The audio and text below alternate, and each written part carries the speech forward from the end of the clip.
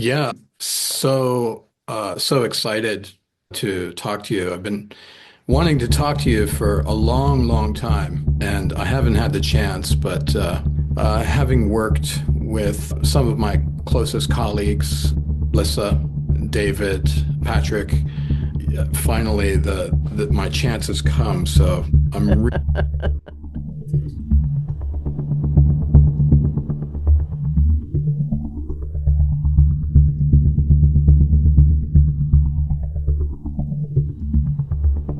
Catherine Austin Fitts is a bona fide and rare national treasure, an intellectual and key public figure in the war against political, economic, and ethical forms of corruption. With undergraduate and graduate studies at the University of Pennsylvania, she is a former public official appointed by President George H.W. Bush to serve as Assistant Secretary of Housing and Urban Development. With considerable expertise in investment banking and creative financing, she served as managing director of Dillon Read and Company. She's written widely about the subject of public spending and various instances of gross fraud and malfeasance. Catherine is president of Solari Incorporated, publisher of the Solari Report, and founder and managing member of Solari Investment Advisory Services. Welcome, Catherine. I'm Thank you. so And glad. you forgot to mention, and a great admirer of your work. Uh, I know you're. I hope that you're not embarrassed by what I've said, but because I know that you're. Oh, no, no, no, no, no. Thank you for So, too. so one of the challenges that we all face when we do what you and I do, and we try and communicate honestly about what's really going on, you end up having to describe your entire history in great detail. And I was raised a Quaker, and so you never talked about yourself. You always talked about other people or great issues or whatever, but it was considered narcissism to talk about yourself. But having gone through, so many audits and investigations and public trials and whatever, you have to talk about yourself ad nauseum. So it's I'm I'm I'm used to many creative descriptions of him. One thing I'd like to talk to you about is sovereignty. And I, I have an interest in money.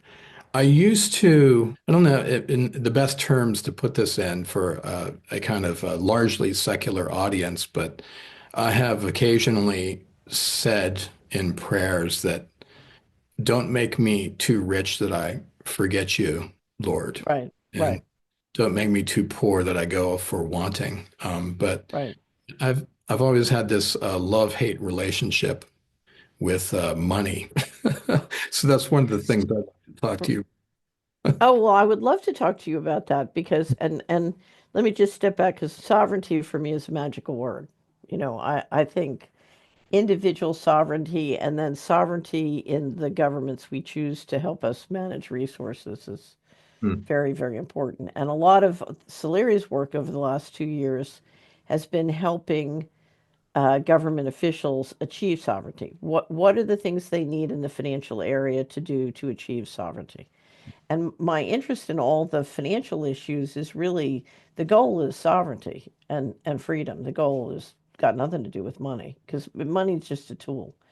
But when the central control was clearly coming at us, John Titus is my co-host on the Solari Report, and I asked John to write a series of pieces for our quarterly magazine. The first one he wrote was on the Going Direct Reset, which was the real plan to reset, and that the central bankers had worked on. And I tried to explain to him where this was all going, and he thought I was being a little extreme. Because I kept saying, look, what they want is slavery. This is not a reengineering of the financial system. This is slavery. He's like, because John's a very serious attorney. He's like, well, I think that's a little extreme. So he does going direct. And I tried to persuade him. I said, look, the plans are up at BlackRock. They published them. Go get them. Anyway, he was like, holy cow. So then I said, okay, do CBDCs. So I'm telling him it's a slavery system, and he thinks I'm a little extreme, and he comes back and he says, "Oh my God, this Mm, is the slavery system." So then his next piece, it's huge, and if you don't have it, I'll send it to you, is a huge publication on sovereignty and how that relates to the financial system. mm, And then, then we went, the next thing I've done is how the states can create sovereignty. mm. What can the states and because the US has the US Constitution, and the states under the Constitution have extraordinary powers. Yeah. And they delegate the powers to the federal government, and what they haven't delegated are reserved to them. But it all comes down to the money because I'd love to tell you several little vignettes about money that I think will inform what you're thinking about. One of the Idaho senators, great group in northern Idaho, one of the Idaho senators said to me, every year we send a dollar to Washington and then we get a dollar and 19 cents back. And he said, every time I try and defend the Constitution, my constituents tell me I'd rather have the 19 cents. And what you'll see in the organization of the federal dollars is the use of money to buy control and to buy consensus. Mm, And it depends, of course, on printing, and which depends on the global system agreeing to subsidize this and how they trade dollars for real assets. mm, And as the global system resists providing that subsidy, the question for the US leadership and the European leadership is well, if we can't get the subsidy, how are we going to buy consensus? Well, let's get total control. And we're back to, solutions involve collapsing sovereignty. And mm. that's where, and one way to look at that issue is it comes down to taxation with or without representation. Yeah. Because when you go to a total controlled financial system, guess what? Right. Yeah. Last month, I found myself in a somewhat heated debate with a colleague of mine about the looming prospect that hard currency would, soon be replaced by digital money. And what was really, I think, pretty frustrating for me was my inability to encourage him to consider more carefully how digital money represents a brutal and deceptive trap, promising Right. illusion of speed, security, convenience, but ultimately, setting people up to be slaves to, this Right. that kind of locks us in to obedience. So if you go to Solari, Mm. there is a little section on the homepage that says video shorts. And we have uh, different playlists of video shorts. The first one is financial transaction freedom. And the first three or four, the first three I use for that exact debate. So they are each 1 minute, and they describe, or it's a central banker telling you that they're going to institute complete control with your money. And I have never, Daniel, shown those three 1 minute videos. I can sit down in a state legislator's office who doesn't understand there's a problem. I Mm. show them those three 1 minute videos, and literally some of them look like they're going to run to the bathroom to throw up. Mm. And they get it. They see it. So I recommend that to you because we know the problem and we're always looking for ways of communicating to people who think this is, oh, gee, it's really convenient and blah, blah, blah. I don't know if you know it, both Sweden and Norway, who've been in the lead of getting rid of cash and checks, have Mhm. come out and said it was a mistake to try and destroy cash. We're going to try and reverse it and build back up because you can't depend on electricity. And in these disasters, if you don't have cash, you know, it's dangerous. Mm. So we're going to take it the other way. We were wrong, both Norway and Sweden. That's pretty considerable. Yes, Thinking in light of what Richard Werner said, I believe it was last year about right. CBDCs, which was utterly shocking. Yeah. Yeah. And my guess, I mean, he didn't say which central banker, that was, but I thought the central banker was referring to the Swedish central bank. Oh, So that's my guess. Richard hasn't said that, and I don't know. But I don't know who the central bank was he quoted, but then mm. he was referring to a central bank that wanted, one of the oldest in Europe, which of course the two oldest are Sweden and the Netherlands. And what about Switzerland? I would have to go see when the Swiss bank was created. I don't know, but it was Sweden to me. The Swedes and the Dutch really invented the Okay. central banking warfare model. But of course, then the Brits got a hold of it, and they and the Dutch were, they compete, cooperate. It's really funny if you read the whole history of the North Sea. Mhm. Basically, they invade each other, slaughter each other, kill each other. Then they go back to trading and cooperating together. Then they marry each other. And then they go back to slaughtering each other. It goes on like this from Charlemagne to the modern day. But so the West India Company and the East India Company competed like cats and dogs. But between the two of them, they really did evolve the central banking warfare model, the Dutch and the English.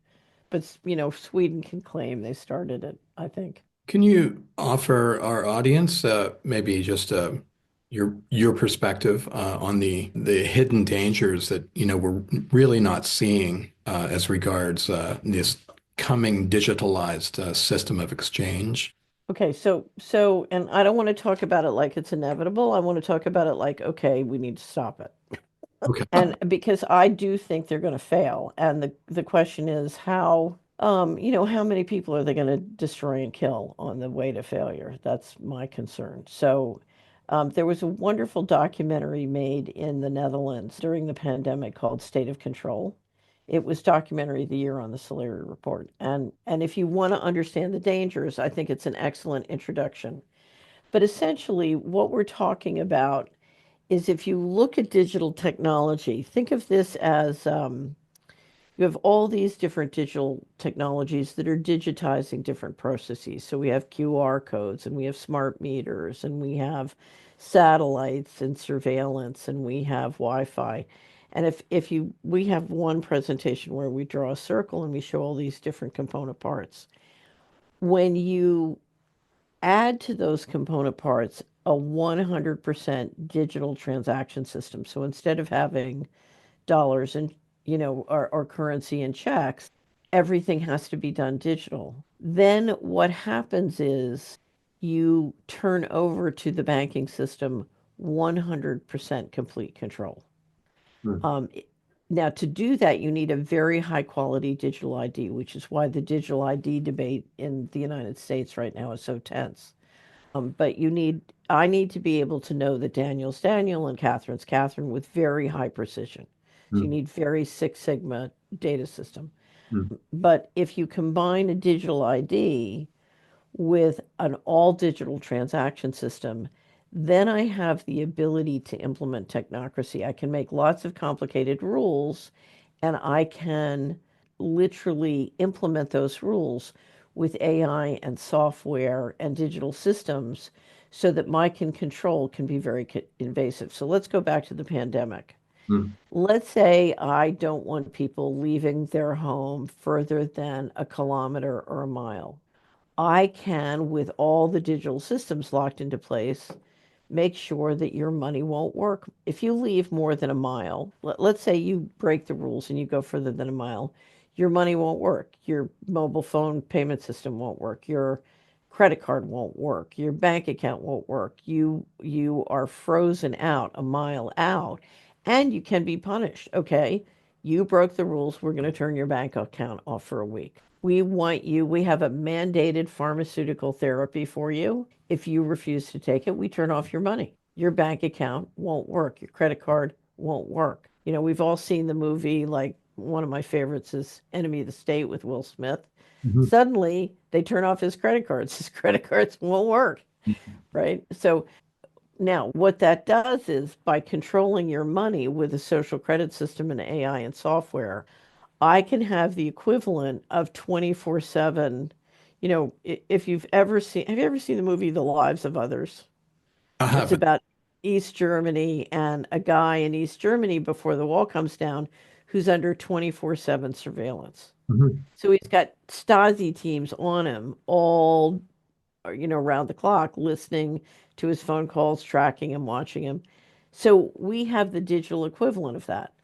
We have 80 different companies and 3 or 10 different governments, all with teams of AI bots tracking us all day long, every day, trying to extract information, trying to influence and nudge us, and trying to get us to do something that's good for them. There's no AI or bot who says, okay, I'm going to make sure Daniel has a free and inspired life and do everything I can to make sure I take all these different competing interests and optimize them for Daniel's benefit. That doesn't exist if you don't do it because it's just trying, you know, you've got 150 AI bots on you, Mm. and to them you're prey. That's all. You're just prey. Now, and I mean prey with an E, not an A. So there it's an extraction model. It's parasitic. Yeah. And it's like having a tapeworm in, think of this as 1,000 little digital tapeworms coming at you. So so anyway, so that system is no longer a currency system, it's a control system. Yeah. And the your assets, so when the World Economic Forum says it's 2030 and you have no assets, they're serious. They're really serious. And they're implementing in many different ways the ways to claw and take your assets. And we can talk about all of those. But essentially, what they're trying to do is put you in a position where you are 100% dependent day by day by day to do what they want and follow their rules. Mm. And if you don't, they will literally shut you out of the system. It's a slavery model. It's not, it's no longer a currency, it's a slavery model. Now, there's a big debate in the United States. Is the slavery model going to be implemented directly by the Fed and the New York Fed? Or is it going to be implemented directly using stable coins by the New York Fed member banks who own the New York Fed? So, on the theory that it's free and it's not CBDC, which is ridiculous. It's the meet the new boss, same as the old boss. It's just, they moving the boxes around. Anyway, but but but you're talking about programmable money, which is designed not to be, it's no currency because there's no liquidity. It's no longer a currency. Yeah. It's a technocracy with the financial transaction system being used to implement all the rules. One of the frustrations I have, and I understand your frustration in dealing with this, I have so many wonderful allies who are working so hard to get laws passed to protect health freedom and food freedom and the Second Amendment and the First Amendment. I keep telling them, you are spending all your time, trying to protect these things. And if they get financial transaction control, they will be able to undo 100% of what you're trying to do. So why don't you help me get financial transaction freedom squared away? Because 100% of your time, if they get that, you're wiped. Yeah. And I literally all day long, I was like, why are you asking me to help you with this when you know it will just get reversed if we don't get financial transaction freedom? Right. It's so remarkable. It's like a trance. There's a trance. So one of the things I'd love to do is go back and talk about where the real solutions are and how you could fall in love with money. Can I do that? Sure. Let's explore that. Okay. The love Okay. of Because money. yeah. Because I think money is a wonderful tool, and for me, money is a tool. It's the tool I use to map the world. So there's an official reality, and then there's reality. Mm. And the official reality is like yak yak yak yak yak, and reality is totally different. When I was a little girl growing up, I lived a life where I went back and forth between many worlds, and I saw the extreme of in my world, there were multiple official realities and then there was one reality, and I was like trying to come up with a system on how to how to map out what was going on so I knew where I was and what was going on. And I came up with the mathematics of time and money are one of the best tools for most phenomena, not all phenomena, but for most phenomena. Anyway, so money is a fabulous mapping tool. Okay, so I want to take you back to the community where you grew up with when you were a kid. So in your community, you had life, you had people, you had the soil, you had trees, you had livestock, you might have had to drive if you were in the city or the suburb. You had to drive a while to get to the chickens, but you had all life, whether it's the animals, the air, everything was alive, right? It's Okay, so I call that living equity.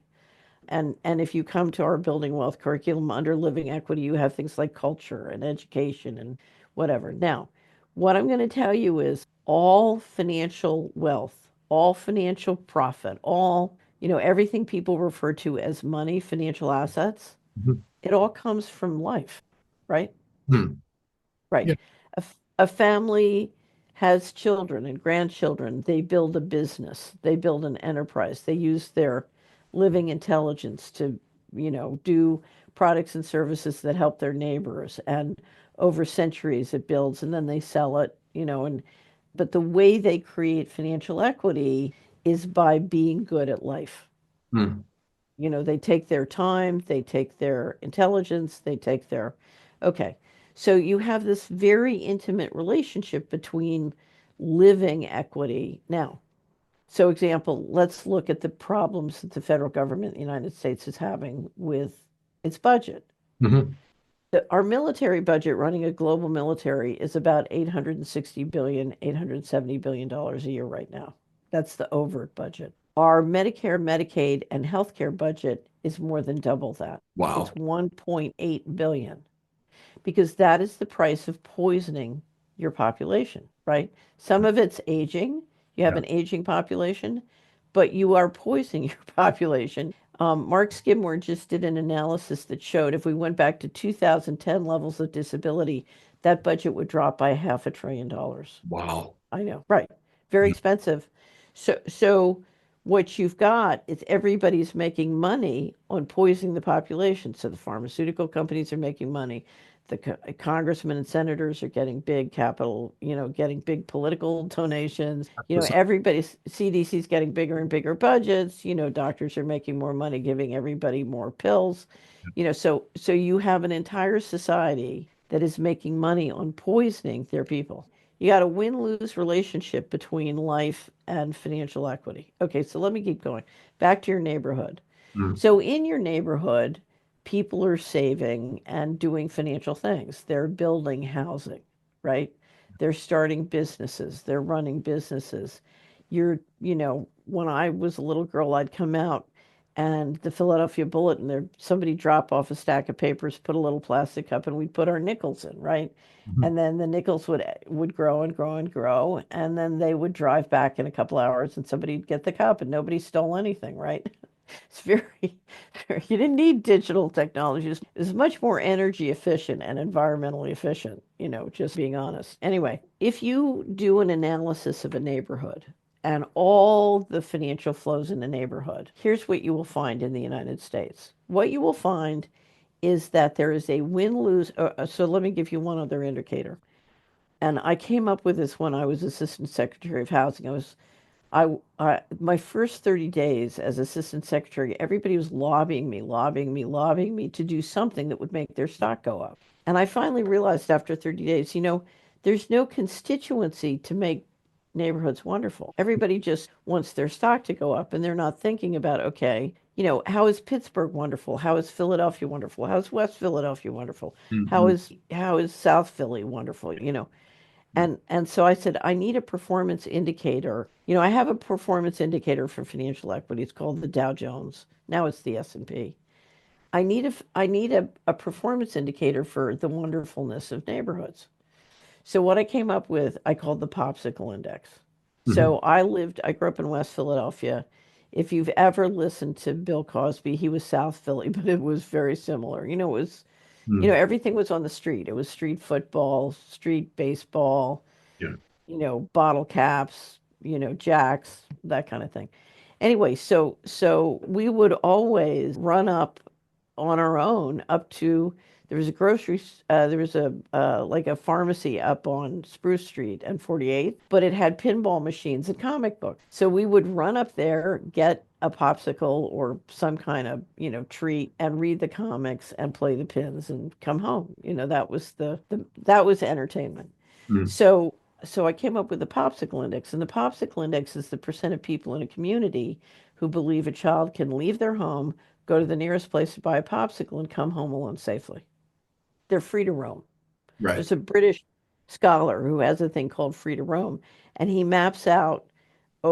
takes a community and he maps out over the generations how much freedom the kids have to roam. And we're down to almost nothing because nobody thinks the kids are safe. Right. Mhm. Okay. So my description of the US economy since World War II is the popsicle index started at 100%, Mhm. and the Dow Jones when I was a little girl was 150.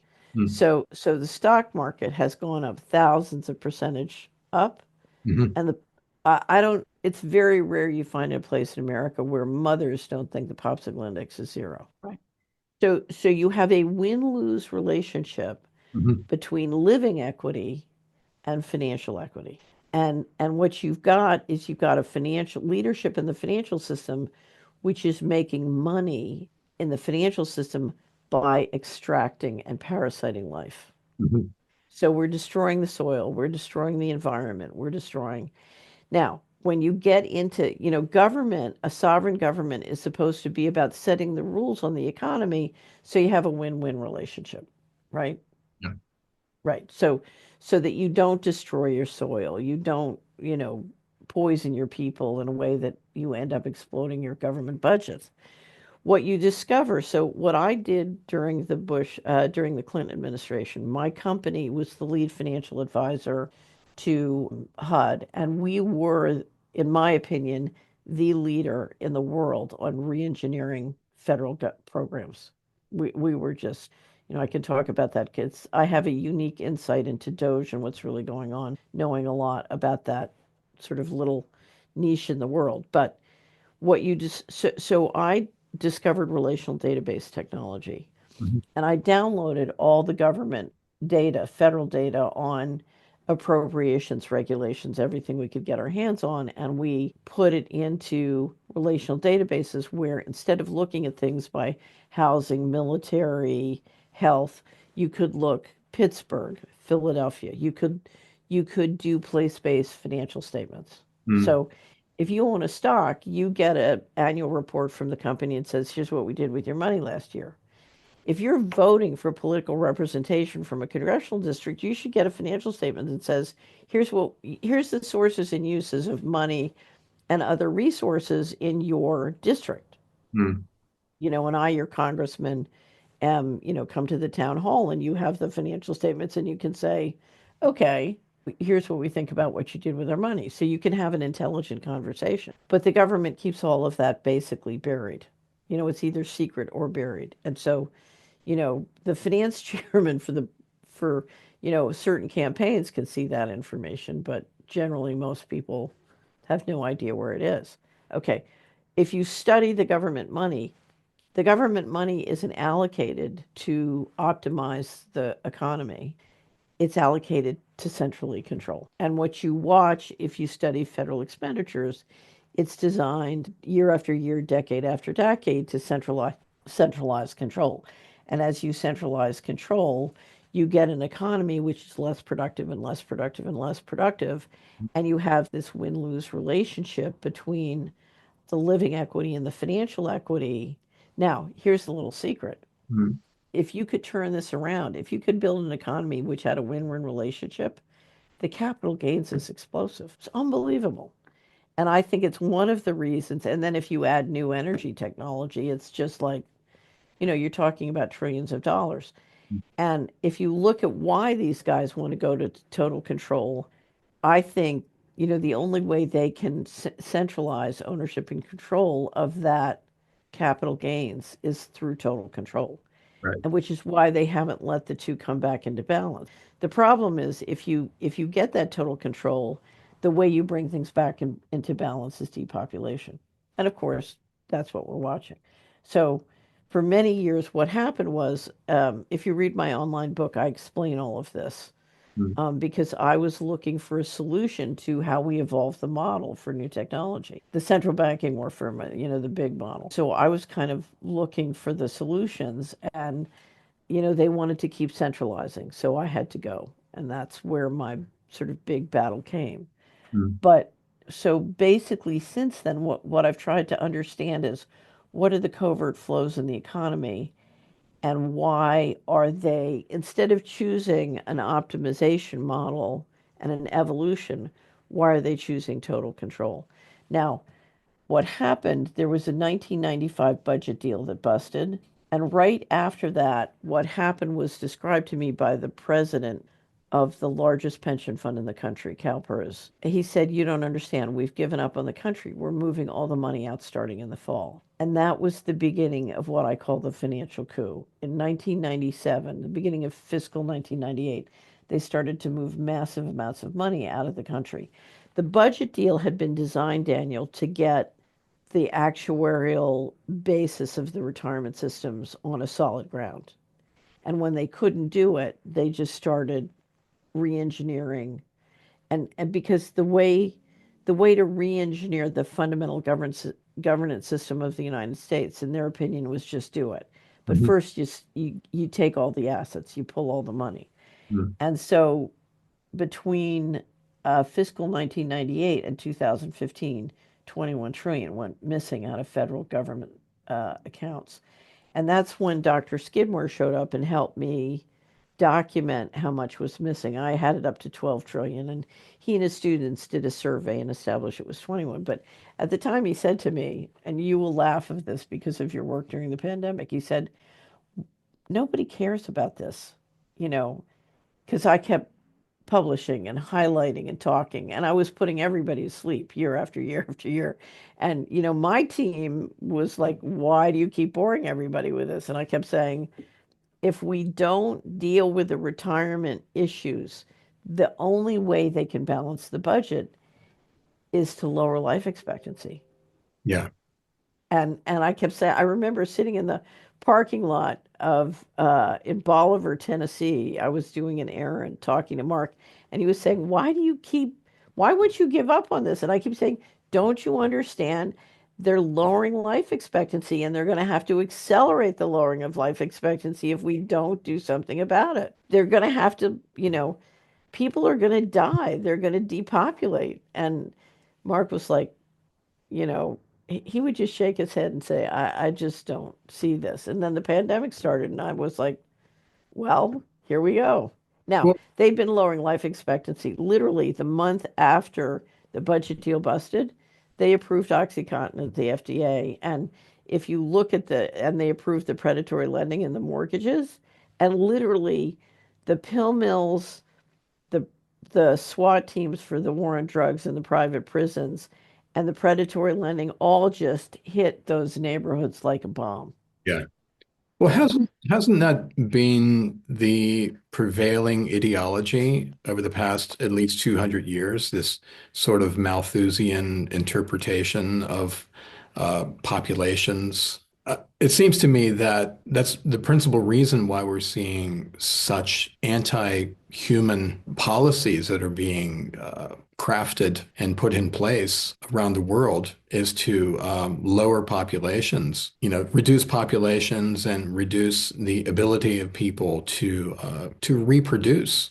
Right, right. So this has been going at I call it plunder capitalism. This has been going for a long time. What is different to me, if you look at the conversations you would have with the people who run the financial system in 60 or 70 or 80, Mhm. you see an evolution from people feeling like we have an obligation to build civilization and do our best to help the hoi polloi rise.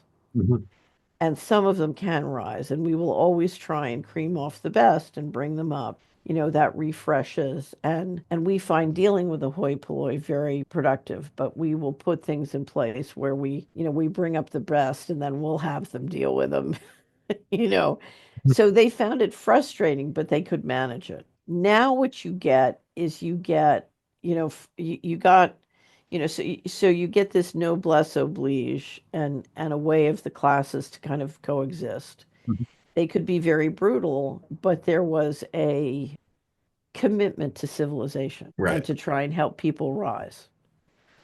That evolved into extreme frustration. And part of it was if you're the bankers in charge of monetary policy and the Congress in charge of fiscal policy, it was devolving into the only way you could get people to go along with an intelligent global solution was to pay them off and buy them off and shut them up and dumb them down.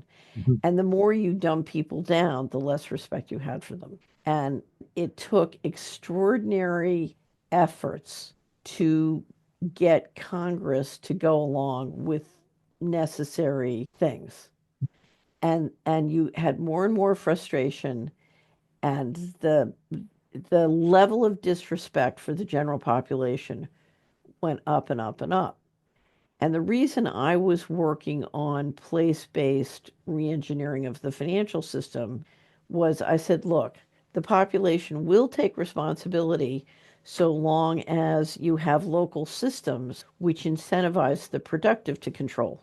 Mhm. Right now, you are incentivizing the slugs to control, Right. and you're getting a devolution down because you are making it impossible for the real leaders at the local level to run a tight ship. You've got to have a responsibility. You've got to have a feedback loop financially where the people who drive the popsicle index up and financial equity up make money, Mhm. as opposed to the people who destroy everything and send you a check for it.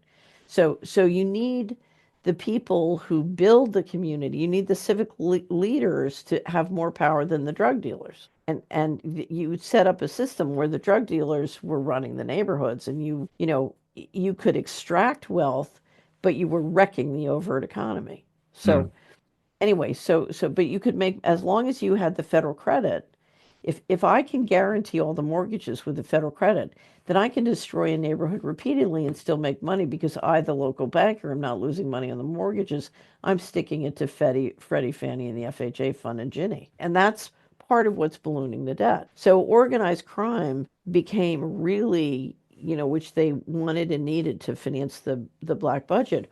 Organized crime took over. And then when they sort of gave up on the country, they Mm. literally said, okay, we're going to let the guys, we're going to stop using our political capital to stop organized crime from going out of control. Right. And they did. And organized crime went out of control in a way that made them a ton of money.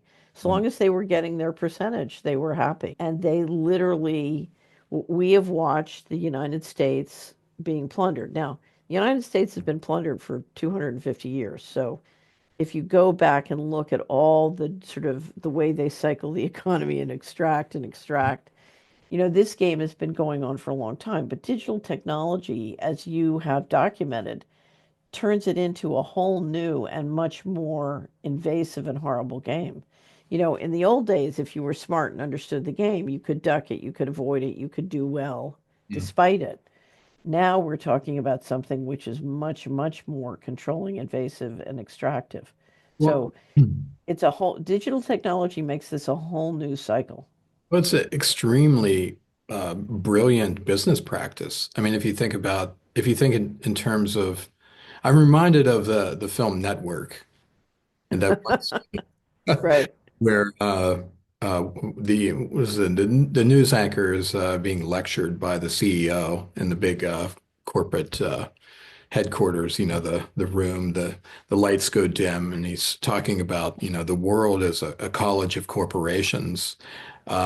It seems to me that this is the sort of the reality we're living in right now, that the best business practices the best business practices are kind of being superimposed upon Yeah. society, on human Well, beings. and the best business practices are fraudulent.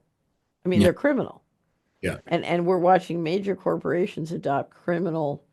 And I have to tell you, I think one of the things that really made this go is using high technology entrainment and subliminal programming. So I think part of what comes with digital technology is the ability at very low cost to mind control people. Now, the secret societies for at least 1,000 years have had mind control technology. Criminal hypnosis was not new. It was just labor intensive. Right. Now you're able to do 1,000-year-old secret society indoctrination and mind control, but you're able to do it for pennies on the dollar through digital technology, and the payback is immediate because you can get them to buy a lot more stuff, Yeah, right? yeah. Right. So you combine marketing. I mean, think about it. I'm a criminal and you're honest. And me as a criminal has mind control technology to market, and you're not using that, and I win the market, right? So you got this negative feedback loop. The more you use crime to win in the marketplace, the more the consumers like you. Yeah. So politically and economically, the feedback loop to the leadership is crime pays in a, in a way that, because remember, you can make the, instead of me coming in and burglarizing your house and burning your house down with arson, and direct physical, I can just come into Lahaina and make it look like I can pretend it's a natural fire, right? And you won't sell your land, I can get it anyway. Right. What was it? Smedley D. Butler so eloquently described how, you know, war is this great for business. And, we see so many levels of warfare being carried out. Well, here's the thing, and it's part of, creating a society of autistic or sort of Asperger syndrome Mm, business leaders. What you've done is you've created so many different ways of creating people and educating people so they have no empathy for other people. mm, So, for example, I don't know if you ever saw Enron. I had to do a real deep dive on Enron, so I learned a lot about Enron. But you would see these films of these energy traders who thought it was really funny to game the California energy market and bankrupt tons of small businesses. And they thought it was funny. It was like a video game. oh, And but I've seen this, I can't tell you. I was at the Aspen Institute in 2017, and it was a crypto conference. It was full of lovely young people who were very excited and enthusiastic about Bitcoin. mm, So I'm listening to a guy who's running for president in the Libertarian. It was one of the first trial balloons I ever saw on how they wanted to use Bitcoin to basically implode governments. Anyway, so this guy gets up and he says, I'm gonna win the presidency, and when I do, I'm gonna shut down the government. And when I shut down the government, I'm gonna auction off all the assets, and I'm going to give everybody Bitcoin so they'll be fine.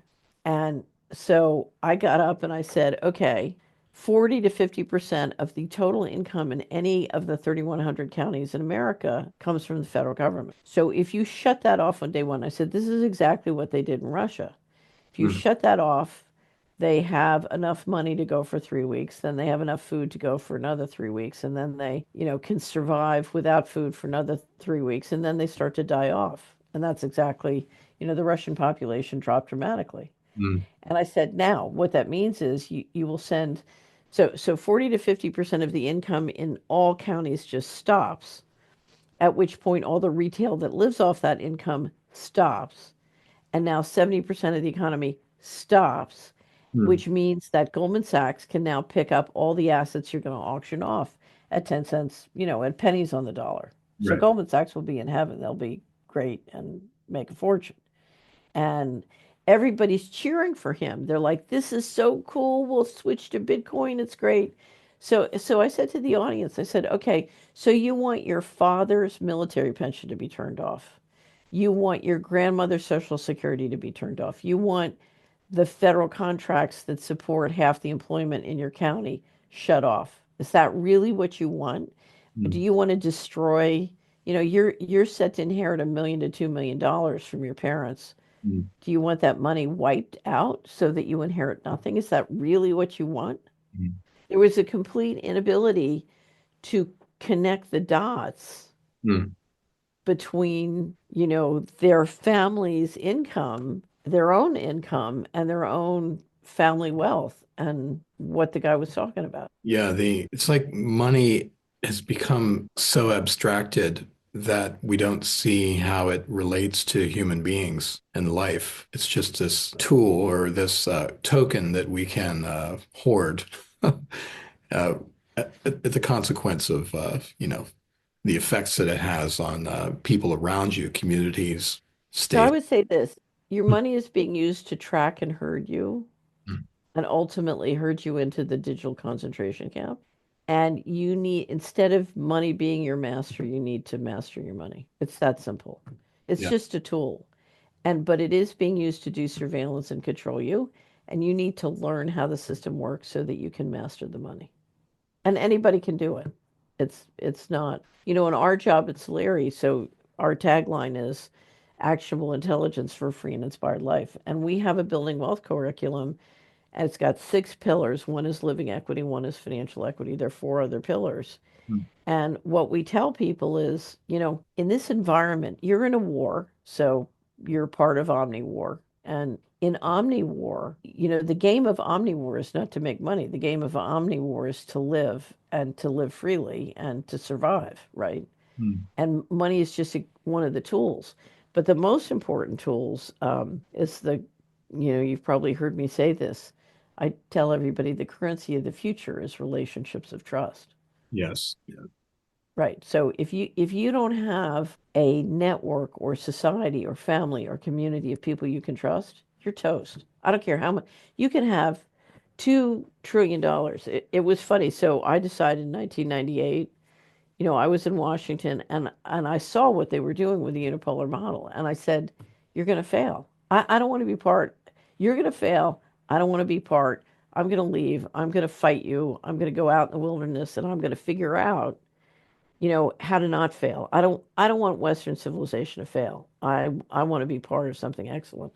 So I'm out of this. And off I went. And I considered my odds very slim, but I was raised to believe that you can be part of a project that takes longer than your life. So Mhm. I thought, okay, well, I can contribute. But it seemed to me that there had to be a way through the changes upon us other than complete central control Mhm. and other than using organized crime to basically extract an economy that depended on the stupid people showing up. Mhm. So let me tell you another story.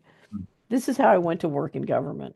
I was sitting in the boardroom at Dillon Reed. We had a banking meeting every week. And this was in 1988. And we had an LBO group that would finance LBOs. And First Boston was doing the Federated Campo deal. And they wanted to come in as part of their bridge line. So we would be with them, but they would be in the lead. And one of the bankers made a presentation on the deal. And in the deal, there was a sources and uses of funds. And in the uses, there was 220 million to come up out front to pay the investment bankers, lawyers, and top executives big money. Mhm. So we would extract these huge fees and make a lot of money.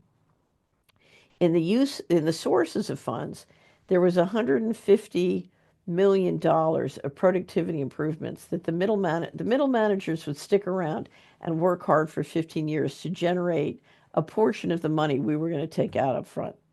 So they were going to spend the next 15 years of their lives making us rich, right?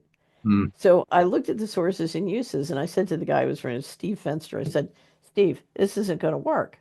These guys can read. This is going to be a public document, the prospectus. They're going to walk with their feet. They're not going to stick around and work for the next 15 years to make us rich.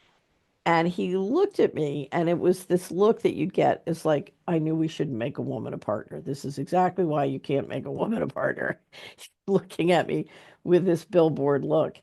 And finally, one of the partners says, my middle name's Austin. He says, Austin, we'll be out in December, meaning we're doing the bridge line. We get the fees and we get out. So by the time the thing craters, we'll be out. And I turned to him and I said, Harry, our bond buyers, the people that we sell the bonds to, will not be out. They'll take the loss. Those are our customers. And they all looked at me like, we knew we shouldn't have made a girl a Right, right. partner.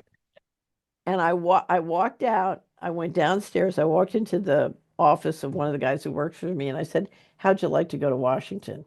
He said, "What are you talking about?" I said, "The fraud has reached levels where this is going to collapse. Let's be part of the cleanup team. There's nothing we can do here."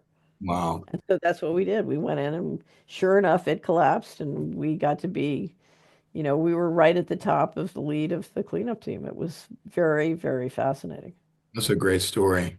Ah, I get, it's you can always see, there's always at the intimate level of your day-to-day life the Mhm. signal as to what's really going on. Mhm. And what I love about money is if you are a portfolio strategist and you're looking at all the money from, because the community is the molecule and the planet is the body. Mhm. And to understand the body, you have to understand a molecule. To understand the molecule, you have to understand the body. And the funny thing about my career was when I was a kid and seeing what was going on in West Philadelphia, mm, I was like, this is crazy. If mm, you look at the living equity they're destroying to get a little bit of financial equity, this doesn't make any sense. We had four boarded up HUD fraud deals on the corner of my um it was catty corner at the top of the block, and it was destroying real estate values throughout the neighborhood. mm. And I know now how the guys who did the HUD fraud made money.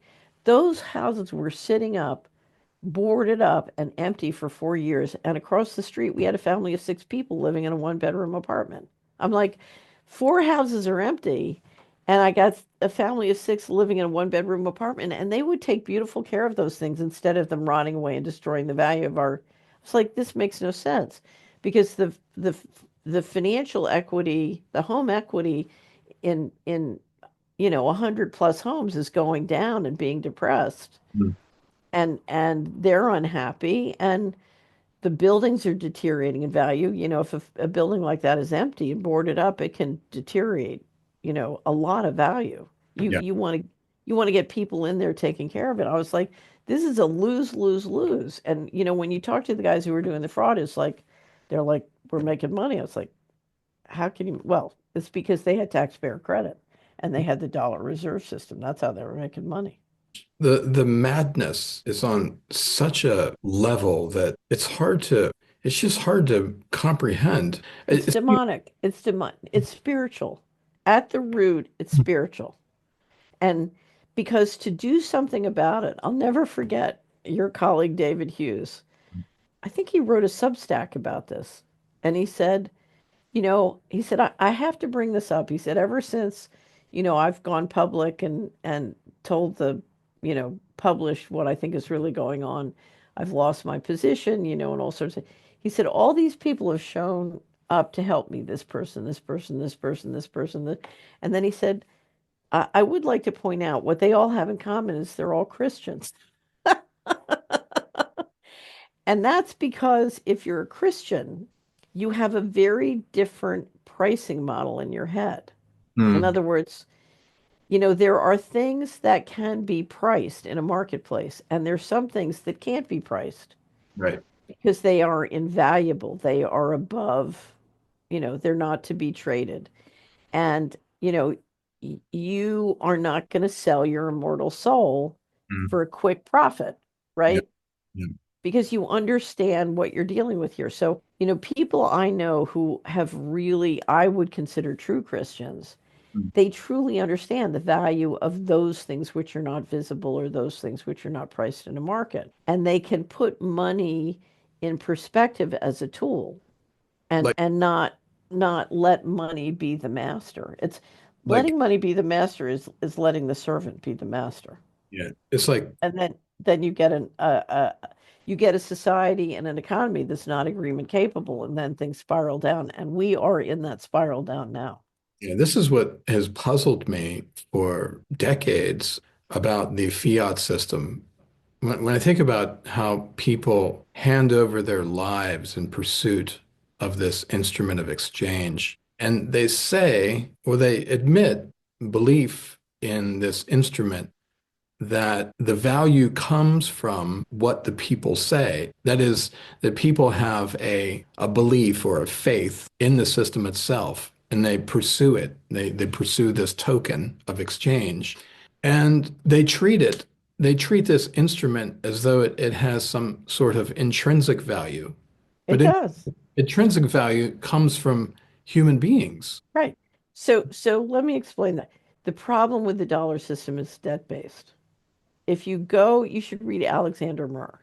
So if you go to Del Mar, you should go to Solari. We have a book review on his monetary history. Hmm.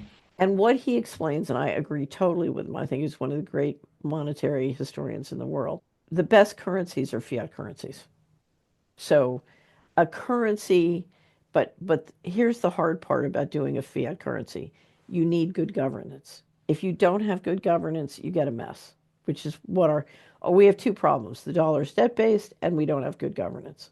Hmm. So, and I would say in some ways, logistically, it is, So in terms of operations, it's pretty good. In terms of building the trust of and working with the general economy and people, it's not good. But the ideal currency we would want is a fiat currency, not debt based, with a good governance system. Mm, Now, why is the dollar real?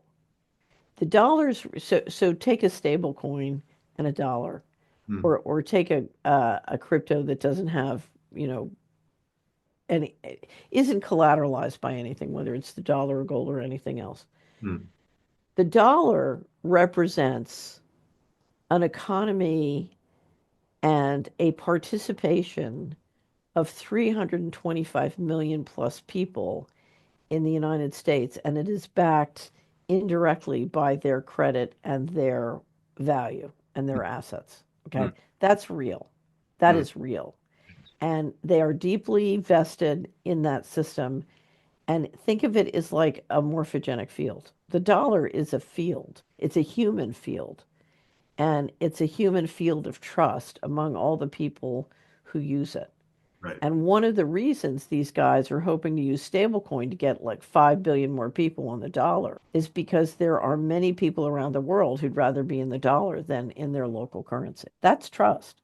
So, Mm, and so what you're dealing with when you deal with something like fiat currency is mm. you're dealing the intersection between morphogenic fields and shared intelligence and money. Right. Now, if you look at Bitcoin and the other cryptos, they're trying to create a field. They're trying to create a community. They're trying to create a morphogenic field that will support this crypto on an ongoing basis. Mm, And and what you've seen in the people who are pumping and dumping crypto or Bitcoin and using it as a pump and dump tool is they're trying to manage that field and build that field for their own purpose. Filthy lucre. Not so much filthy lucre because their goal is, yes, they have a goal of making money. Their goal is control, Hmm. and and they're using it as a pump and dump tool to build control and achieve a variety of things. We have a piece that's Larry called Bitcoin Bailout, and I mhm, would recommend it. Remember, money has no intrinsic value. What has intrinsic value are real assets. So it's real people, mm. real livestock, real, Nature. gold in the ground, Yeah. nature. Okay. And what you want to do is manage your use of money to get more and more real assets, get more and more. So, one of the ways they used Bitcoin was the central bankers wanted to accumulate more gold and they wanted to keep retail out of gold. So part of Bitcoin was to keep everybody out of gold while they kept buying gold. Mm, So during that period that they were getting retail on Bitcoin, they were buying more land, more gold, more land, more gold, more land, more gold. mm, So, and Bitcoin was very, very successful at keeping people away from gold. And the most frightening was to keep them away from real assets, real enterprise. So mm. you have a lot of great young people instead of starting businesses that deal with real assets and do something real, they're trading crypto and making money and thinking they're masters of the universe, and they're being kept economically, their economic muscle is being destroyed.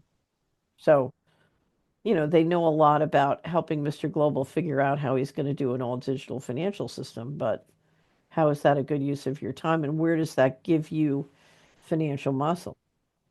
Yeah, it seems to me that the crypto system, or the value of the crypto system is grounded in, again, faith, amorphous sort of feeling. Right. But that faith wouldn't develop unless you had pumpers and dumpers with a huge amount of money to inject money in a variety of strategic ways. So, so the guys who control the fiat system have been using their resources to pump and dump this thing. Mm. You've had very strategic use of the money that the subsidy from the dollar system used to develop this system. So I think we're at a huge crossroads now with Doge and the Stargate system and all of these technologies that are coming to the fore. Can you offer your Yeah. perspective So the Trump administration, I believed 6 weeks before the convention, Mm, I told John there was an article in Foreign Affairs, and I told John, if I'm right, the way this reads to me is the bankers have decided that Trump's their man to get the control grid for them.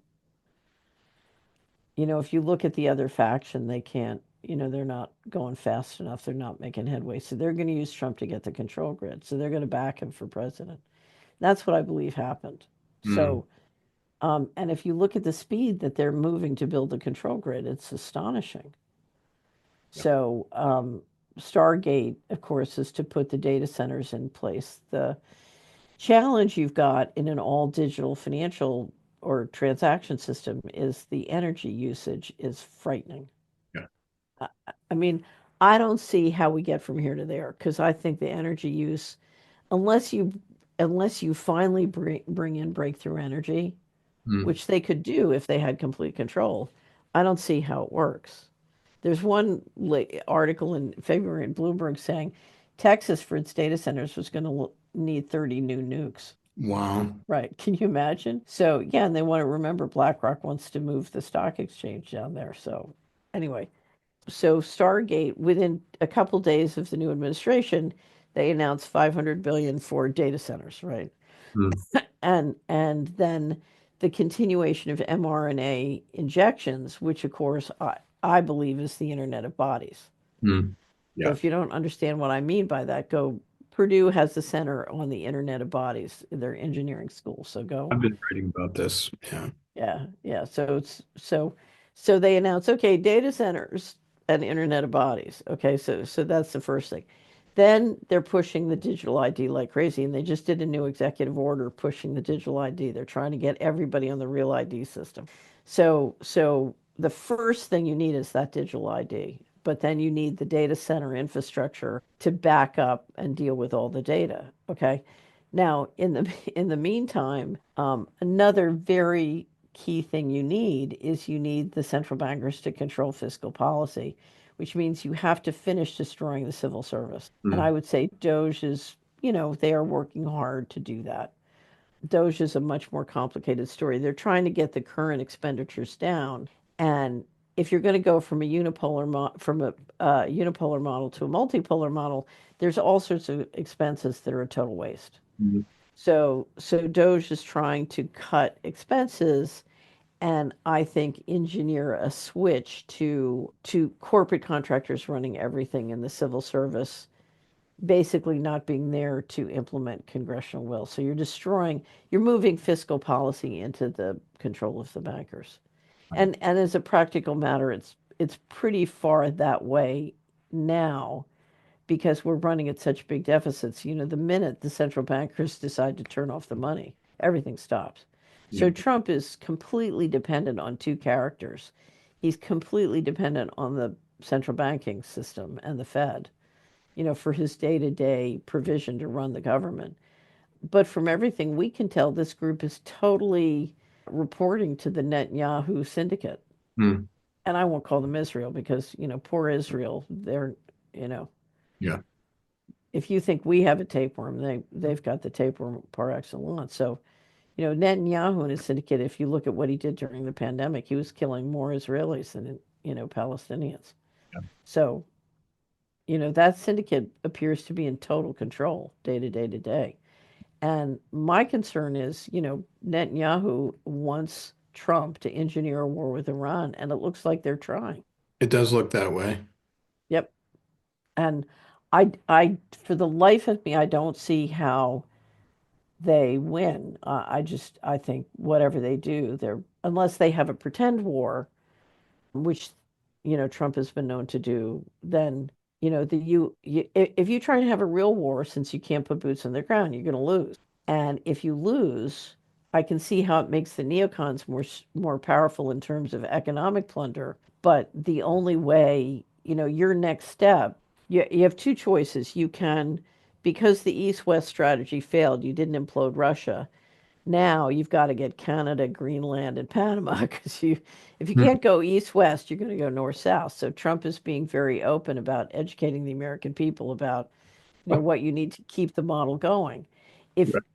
but while you do that, their plan is clearly to plunder their own populations. They've been plundering all around the world, and now they're ready to plunder certainly the US big time. So they part of what Doge is they're just going in and stealing the data.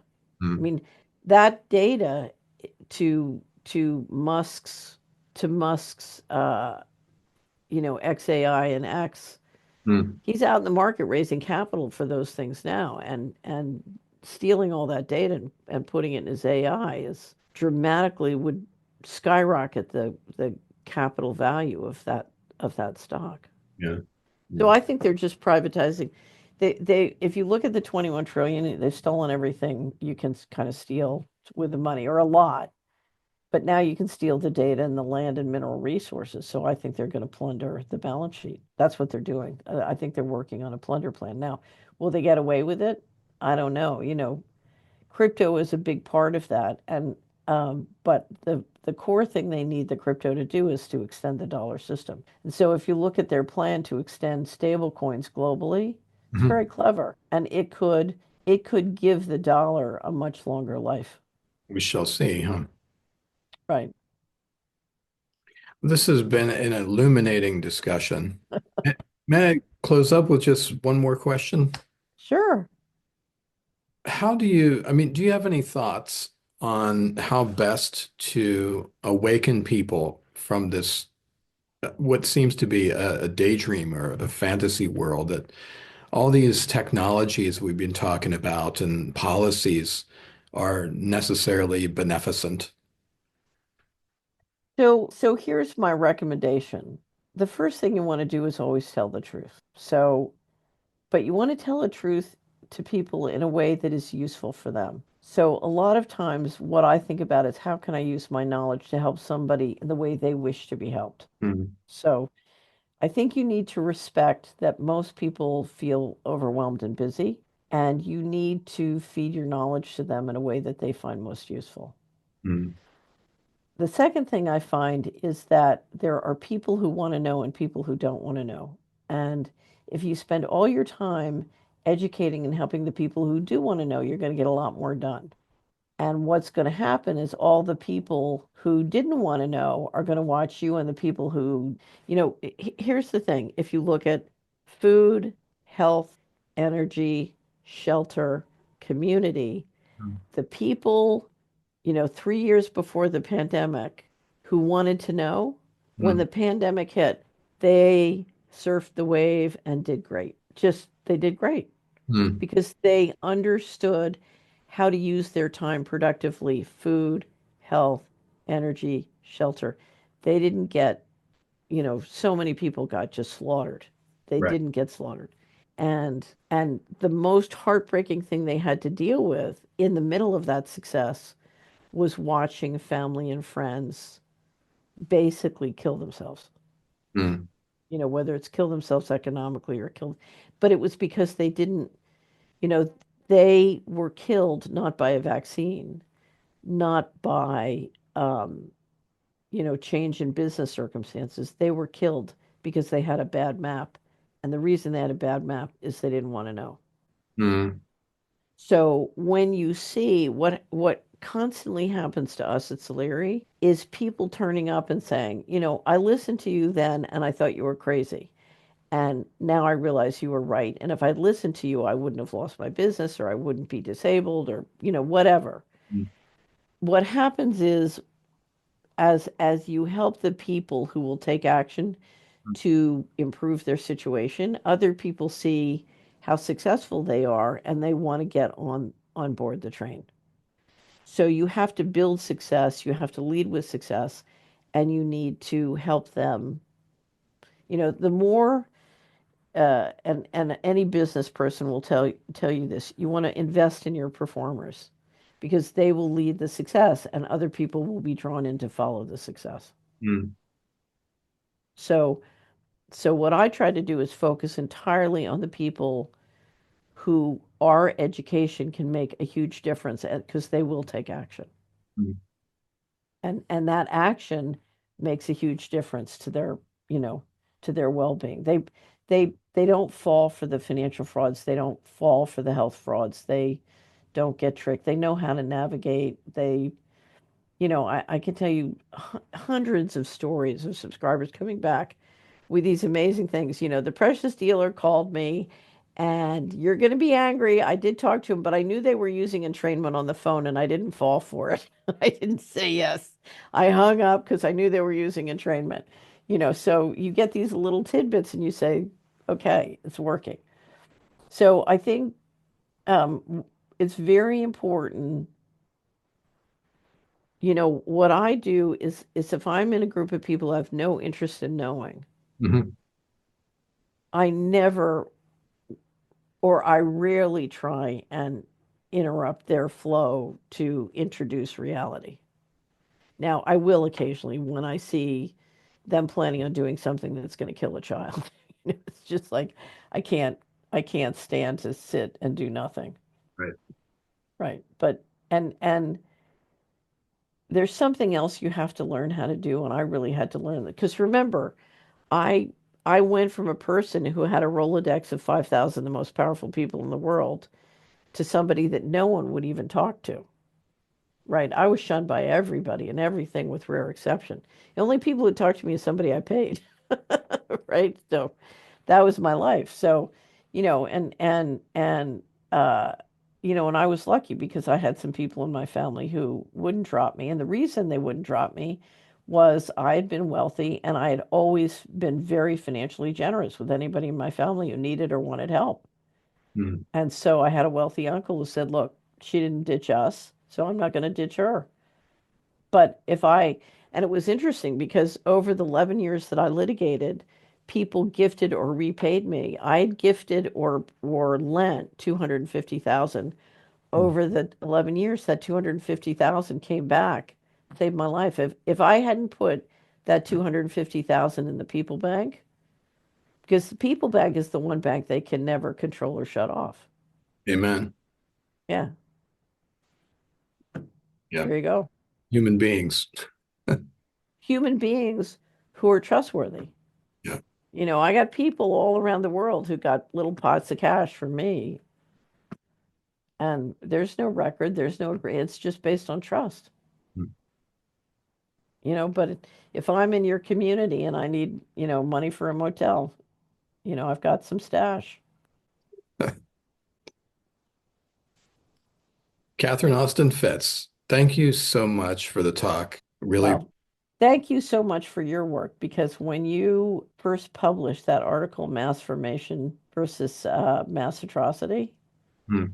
it settled the argument in the health freedom movement and it caused a huge shift in paradigm.